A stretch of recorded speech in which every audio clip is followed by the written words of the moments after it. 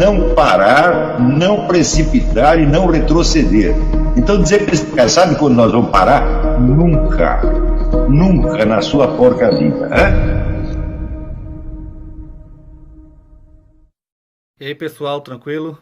Então, antes do vídeo aqui quero pedir a vocês para serem membros do canal, apoiar o nosso canal, porque o YouTube está cada dia tirando mais inscritos da gente e também não está mandando nossos vídeos para todos os inscritos. Então a gente pede para que você confira sua inscrição, se inscreva se não for inscrito, curta, comente, compartilhe, que isso vai estar ajudando o nosso canal. Vamos continuar aqui divulgando o trabalho do professor Olavo de Carvalho aqui no YouTube com vídeos e também postagens na comunidade. Então é isso aí, segue a gente também nas redes sociais, apoie o nosso canal, que a gente precisa muito de vocês. Muito obrigado a todos, fiquem com o vídeo.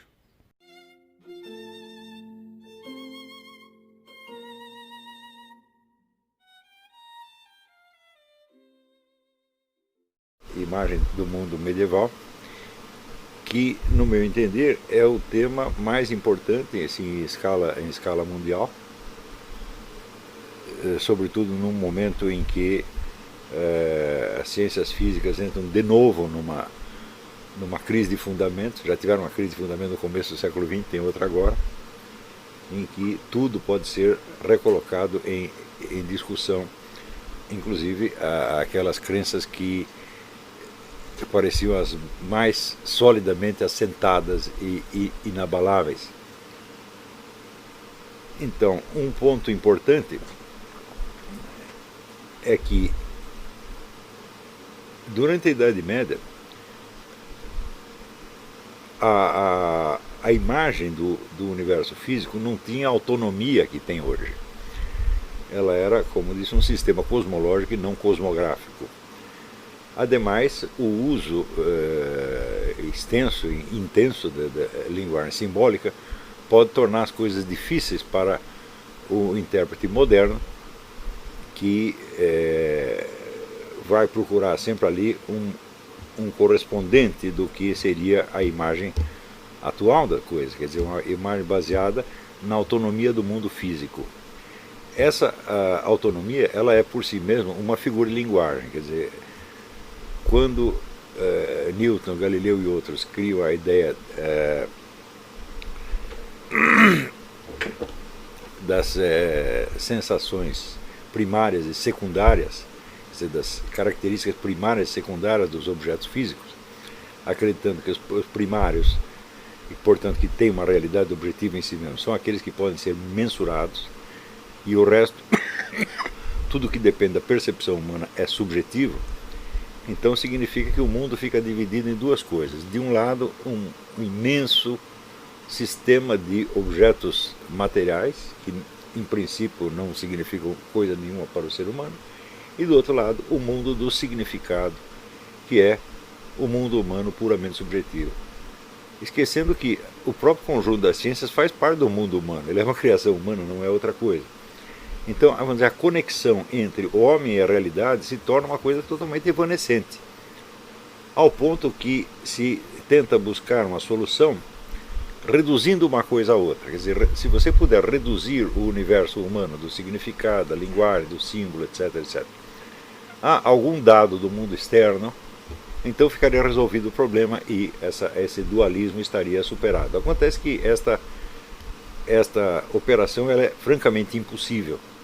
Você imagina se, para que admitíssemos essa possibilidade, seria necessário que você pudesse explicar, por exemplo, as obras de Shakespeare a partir de uma combinatória de elementos químicos ou do movimento de partículas subatômicas, assim. E evidentemente entre uma coisa e outra há um abismo absolutamente intransponível. Então, tanto na Antiguidade quanto na Idade Média, o ser humano era visto como um componente do universo. Ele não estava desligado, ele não era uma parte separada. Em grande parte, esta ilusão moderna, essa divisão moderna, ela nasce com a ideia de fazer do ser humano um observador fora do universo.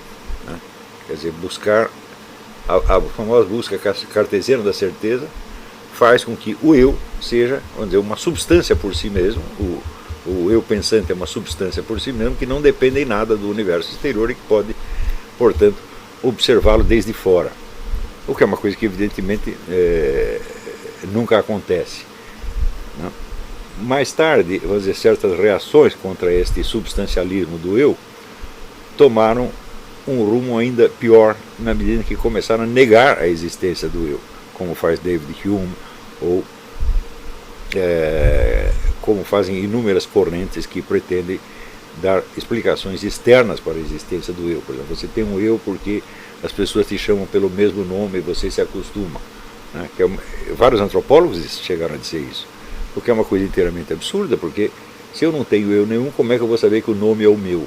Como é que eu vou me reconhecer várias vezes só porque repetir o mesmo nome? Como é que eu vou saber que é comigo? O que é esse migo? Né? Se só tem de um lado o meu corpo e do outro lado um nome, que não tem nada que conecta uma coisa com a outra, então teria que o eu teria que se impregnar no indivíduo pela força do hábito. Mas como adquirir um hábito sem você ter um eu? Quem vai adquirir o hábito? Né? Então a coisa entra num círculo vicioso. Então, existem muitos elementos na cosmovisão antiga e medieval que são absolutamente preciosos e que nunca foram explorados, porque nunca se fez a seguinte triagem. Se você tem uma cosmovisão simbólica, o que é um símbolo? Um símbolo, dizia Suzanne Langer, é uma matriz de intelecções. Um símbolo não corresponde, vamos dizer, a um significado preciso e determinado, como palavras no dicionário, porque ele corresponde, vamos dizer, a uma série de círculos de significado possíveis. E desses significados possíveis, alguns correspondem a um plano de realidade e outros a outro plano de realidade. Seria preciso descascar isso aí e fazer todas as classificações corretinhas. Não é isso? Então, por exemplo, a ideia das esferas planetárias como não apenas círculos que demarcam o movimento dos astros em torno da Terra, mas como escalas numa ascensão espiritual, ou como escalas na ascensão da alma depois da morte. Essas duas coisas estão ali misturadas. Tá certo? Cosmografia medieval é as duas coisas ao mesmo tempo. Tá certo? E o número de descrições que existe, por exemplo, da ascensão das almas por esses vários círculos é muito grande. Então, se você tomar aquilo apenas como um desenho físico dos céus, você está amputando metade. Seria preciso ver essas duas coisas juntas e daí de dentro dela, de dentro desse complexo, discernir o que é cosmografia, o que é cosmologia, ou até antropologia. Isso nunca foi, sinceramente, nunca foi feito. Mesmo as pessoas que estudam isso em profundidade não fazem essa distinção. Por exemplo, esse livro, no mais um livro admirável do C.S. Lewis, A Imagem Descartada, né, ele procura as fontes antigas da cosmologia medieval e vai mostrando então que praticamente tudo que os medievais conceberam em matéria de cosmologia já estava dado na antiguidade, com fontes que dificilmente nós chamaríamos de científicas. Você tem um monte de poemas épicos que eles usam, dramas, peças teatrais, etc., mitos. Tudo isso vem ali misturado com, vamos dizer, o desenho cosmográfico.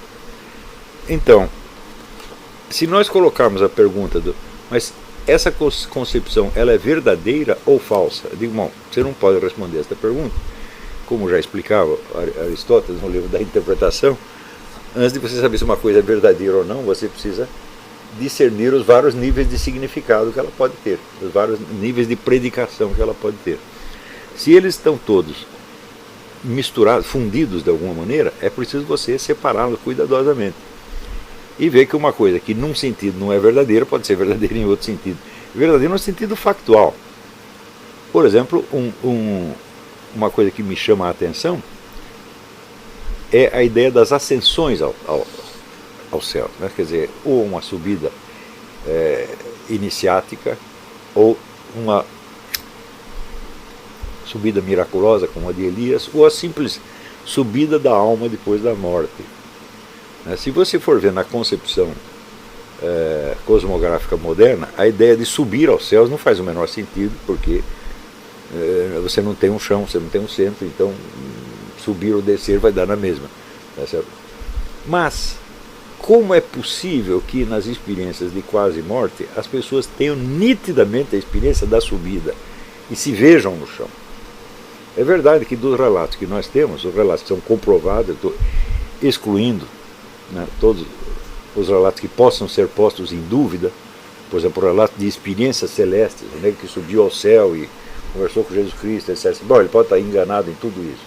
Porém, quando nesta subida o indivíduo vê dados do mundo sensível, que ele não poderia ter visto desde o ponto de vista onde estava o seu corpo, então esses relatos eu considero os mais fidedignos e podemos nos basear neles. É verdade que nesse relato ninguém passa sequer da esfera lunar, ele só sobe um pouquinho dentro da atmosfera, mas a experiência da subida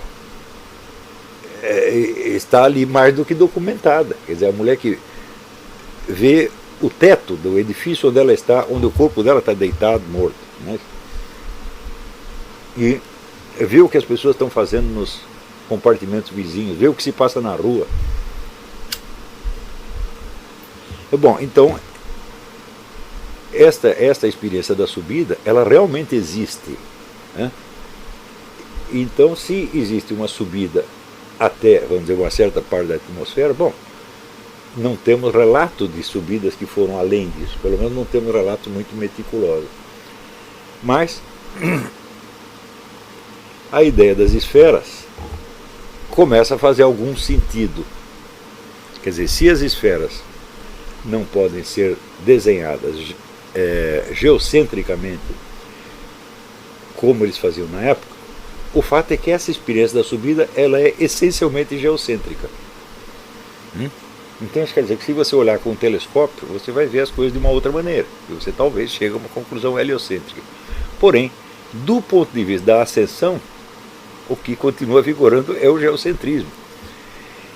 Na medida em que essas experiências se comprovam com todos os critérios científicos, então muito bem, então algo dessa cosmovisão medieval já surge para nós como uma representação verdadeira da experiência. Pior ainda é que o problema geocêntrico ou heliocêntrico, ele dentro do ponto de vista da cosmologia medieval, ele não existe, por um motivo muito simples, que é o que eu vou ler aqui para vocês, que está aqui no livro do C.S. Lewis. Como Dante disse mais claramente do que qualquer outra pessoa, a ordem espacial é o oposto da ordem espiritual. E o cosmo material espelha, portanto, inverte a realidade, de modo que aquilo que é verdadeiramente a periferia parece ser o centro. Este elemento aqui está presente em toda a cosmologia medieval. Então, você chamá-la de geocêntrica ou heliocêntrica não faz o menor sentido. É simplesmente, vamos dizer, o papel não admite, ou pelo menos na época não admitia, um modo de representação que permita projetar graficamente esta inversão. Então, quando Dante diz o céu visível, por exemplo, o céu físico, ele é a inversão da realidade, então o que ele está dizendo? A Terra não está no centro, a Terra está na periferia, embora ela nos pareça no centro. Então, este problema, mas essa tensão entre geocentrismo e heliocentrismo, ou qualquer outro centrismo possível, já estava dado na cosmologia medieval. Agora, se tiramos dela essa tensão dialética, tiramos dela esse aspecto gnoseológico que ela tem, quer dizer, ela expressa está tentando expressar um modo de conhecimento humano, e sobra dela somente o desenho visível, bom, daí começa a discussão de geocentrismo e heliocentrismo, que aliás até hoje não acabou. Tá certo? Mas é claro que o essencial da coisa aí se perde totalmente.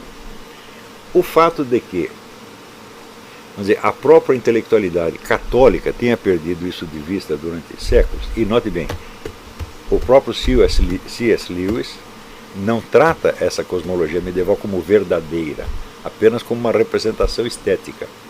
Tá certo? Mas isso aí contradiz a própria noção, vamos dizer, da unidade dos transcendentais, o bom, o belo e o verdadeiro, tá certo? que era praticamente um dogma na Idade Média. E então significa que todo este universo de representação que contém tantas verdades profundas sobre a posição do homem no cosmos se perdeu completamente. E quando você vê, por exemplo, esse pessoal islâmico que trouxe esse debate de volta para o Ocidente, no livro do Titus Burckhardt sobre a alquimia, ele diz que o heliocentrismo era uma verdade esotérica que foi repentinamente popularizada, causando então um trauma. Eu digo, mas eu não tenho como negar isso aqui. Quer dizer, se em Dante estava tão claramente explicada essa tensão entre, vamos dizer, a aparência visível e a verdadeira ordem das coisas, tá certo? Então, é claro que quando você faz uma dessas duas visões tensionais se impor como realidade única, suprimindo a outra, tá certo? Então você realmente inverteu a visão do mundo. Mas não é que você inverteu, você amputou metade, tá certo? E suprimiu a outra metade. Mas a outra metade continua existindo, não apenas como concepção cultural, mas como realidade, tal como se vê nessas experiências da ascensão da alma nos estados de quase morte. Estou entendendo o que eu estou falando? Então, eu não encontrei em toda a bibliografia que eu consultei a esse respeito, e olha que eu estou lendo coisas sobre isso, vai fazer mais de 30 anos, eu não encontrei ninguém que discutisse a coisa sob este ponto de vista. Mesmo aqueles que tentam restaurar essa cosmovisão como um conhecimento esotérico, eles não entram na questão da veracidade factual, positiva, material daquela visão. Mas eu acho que isso é o que nós temos de fazer agora. Peraí, nós negamos uma concepção que nós não entendíamos realmente em todos os seus detalhes. Não é isso? Então, seria preciso pegar, vamos dizer, em todas as tradições místicas do mundo, todos os relatos de ascensão. Por exemplo, existe o famoso voo de Maomé, a ascensão de Elias, tem são milhares de relatos, assim, e conferi-los com os relatos de experiência de quase morte, porque aí você tem uma identidade de estruturas muito nítida. E isso está expressando, vamos dizer, não apenas, vamos dizer, um simbolismo, um conhecimento esotérico. A alma desses indivíduos que morrem, que tem a experiência de quase morte, ela sobe não simbolicamente, ela sobe fisicamente. A visão que ela tem, não estão vendo símbolos, não estão vendo mistérios esotéricos, estão vendo coisas, pessoas, a rua, o edifício, etc, etc. Então, você vê que em tudo isso pode ter havido um engano monstruoso. Esse engano monstruoso, ele se consolida pelo fato de que a imposição da nova ciência, a partir do século XVI e XVII, se deu em grande parte mediante, vamos dizer, a falsificação da história, a falsificação das biografias e uma investida de propaganda, vamos dizer, de uma virulência fora do comum. Quer dizer, era importante derrubar as concepções da igreja, e nisso as pessoas empenharam o melhor de si. Então é claro que com isso embolaram o meio de campo, e nós tivemos que esperar 3 ou 4 séculos para que os fatos começassem a aparecer. Se você vê, por exemplo, as obras de Newton, você vê claramente que a cosmografia de Newton é parte de uma cosmologia que, por sua vez, é parte de uma teologia, exatamente como a concepção medieval. Só que o que fizeram com Newton? Separaram só aquela parte da lei da gravitação universal e estudaram como se fosse a única coisa importante, e o resto varrer para baixo do pano. E o fato é o seguinte, hoje nós temos que confessar, nós não entendemos Newton. Ninguém entendeu. Entendeu um Newton pré-fabricado, um Newton recortado à medida da mentalidade que se desejava impor. Mas quando você vê hoje, pelo outro dia saiu no World Net Daily um indivíduo especulando sobre profecias que Newton fez sobre esta época que nós estamos vivendo. É isso. Eu digo, bom, a lei da gravitação universal era um elemento dentro de uma cosmovisão que implicava, cujo objetivo final era justamente a interpretação da profecia. Não é isso? E é muito engraçado quando alguns historiadores começam a estudar esse aspecto de Newton como se fosse apenas uma curiosidade. Né? Como se o verdadeiro Newton fosse só o da lei da gravidade. E o resto fosse uma curiosidade, uma esquisitice dele, etc. Sim, só que a essa esquisitice ele dedicou toda a vida. E ele insistia muito claramente na conexão entre a lei da gravidade e o resto que ele estava fazendo. Portanto, o fato é que a interpretação do pensamento de Newton foi totalmente mutilada e deformada. E hoje nós temos que voltar lá e começar a ler tudo de novo, tá certo? Para ver se chegamos a entender o que ele estava querendo dizer.